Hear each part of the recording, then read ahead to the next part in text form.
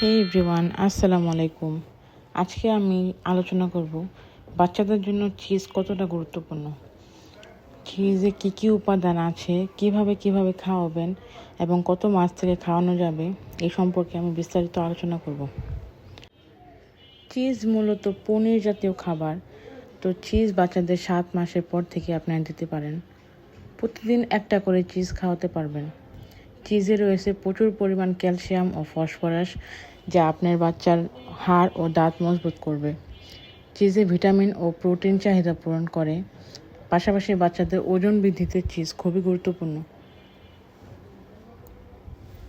তো চিজ আপনারা সব খাবারের সাথে দিতে পারেন, যেমন খিচুড়ির সাথে, অ্যাপেল পিউরির সাথে। এমনি শুধু বাচ্চারা চিজ খেতে পারবে। তো আমি এখানে আমার বাচ্চার জন্য খিচুড়ি রান্না করছিলাম, তো ওটার সাথে আমি অর্ধেক পরিমাণ চিজ অ্যাড করছি। আবার পরবর্তী খাবারের সাথে আমি আবার বাকি অর্ধেক চিজ অ্যাড করব।